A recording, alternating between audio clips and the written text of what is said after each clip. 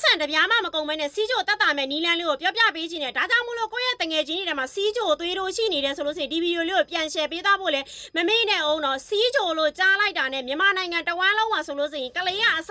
လူကြီးအစုံအကုန်လုံးဖြစ်မှာအရန်ကြောက်ကြတယ်ဘာကြောင့်လဲဆိုစီးချိုရဲ့နောက်ဆက်တွဲစီးချိုတအားတက်သွားပြီဆိုရင်အမိအာယုံလေးတွေဝေဝါးသွားတတ်တယ်သူ့ရဲ့နောက်ဆက်တွဲမျက်လုံးတွေကွယ်သွားတတ်တယ်နောက်တစ်ချက်စီးချိုရဲ့နောက်ဆက်တွဲကြောင့်အာယုံကြောစနစ်တွေအားနဲ့ချွတ်ယွင်းပြီးတော့အာယုံကြောမှာရှိတဲ့သွေးကြောလေးတွေပိတ်သွားတာပြတ်သွားတာတို့ကြောင့်လေအလွယ်တကူလေဖြတ်သွားတာတွေလေဖြန်းသွားတာတွေဖြစ်တယ်နောက်တစ်ချက်ကကြတော့လေမြင်ဘူးကြမှာပေါ့နော်ခြေထိတ်လက်ထိတ်တွေမှာလေအနာတွေပေါက်လို့မကြက်လို့ပုတ်လို့လေခြေထိတ်လက်ထိတ်တွေဖြတ်လိုက်ရတာမျိုးတွေကြုံမှုကြလိမ့်မယ်နောက်တစ်မျိုးကကြတော့စီးချိုတအားတက်ပြီးတော့အသားတွေရားတာအသားတွေရားလို့ကုတ်ရင်းနဲ့ဝဲဆိုဝဲချောက်လို့အနာတွေလိုမျိုးဖြစ်ပြီးတော့တဆိုနဲ့မကြက်တော့ဘူးနောက်ဆုံးအချိန်ထိအဲ့လိုအနာကြီးနဲ့သွားနေရတဲ့လူတွေအများကြီးတွေ့တဲ့အတွက်ကြောင့်မို့လို့လေစီးချိုဖြစ်မှာတော်တော်များများအကုန်လုံးကြောက်ကြတယ်အဲ့ဒီထဲမှာနန်းလဲပါတယ်နန်းအရင်စီးချိုစဖြစ်တုန်းကဆိုလို့ဆိုရင်100ကျော်150ပဲရှိသေးတယ်ဒါပေမဲ့နန်းကစေယုံစီကံတော့မပြောက်အရန်ကြောက်တဲ့အတွက်ကြောင့်မို့လို့အိမ်မှာဆေးမီးတို့နဲ့ကုတယ်အဲ့လိုကုရင်းနဲ့နန်းနောက်ပိုင်းကျအမြင်အာယုံလေးတွေဝေဝါးလို့လေစီးချိုသမားတော်နဲ့သွားပြလိုက်တဲ့အခါကျရင်နန်းရဲ့စီးချိုကတိုင်းလို့မရတော့ဟိုက်ပြသွားပြီနော်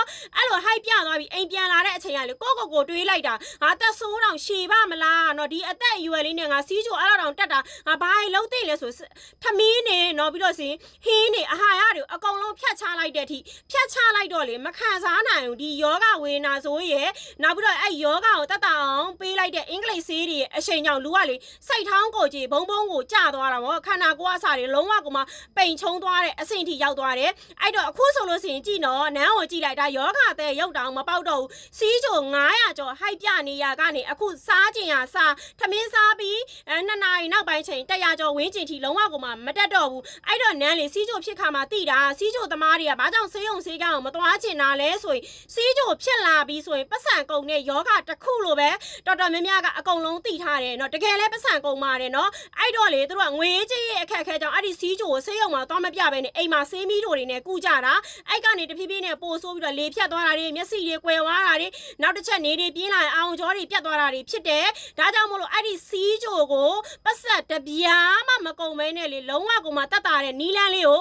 နောက်ဗီဒီယိုလေးမှာပြောပြပေးမှာဖြစ်တဲ့အတွက်ကြောင့်မို့နန်းနဲ့နောက်ဗီဒီယိုမှာပြန်ဆောင်ရအောင်လို့ဒီနားမှာရှိတဲ့အပေါင်းလေးကိုလည်းနှိပ်ခဲ့ကြအောင်အခုလက်ရှိစီးချိုကကိုဘယ်လောက်တောင်တက်နေလဲနော်ဘယ်လိုမျိုးကုသနေလဲဆိုတော့ comment လေးမှာလည်းတစ်ချက်မှန်ခဲ့ပေးအောင်ကိုယ့်ရဲ့တငယ်ချင်းစီးချိုသမားတွေကိုလည်းပြန် share ပေးဖို့မမေ့နဲ့အောင်နော်အဲ့တော့နောက်ဗီဒီယိုလေးမှာပြန်ဆောင်ကြမယ်ရှင်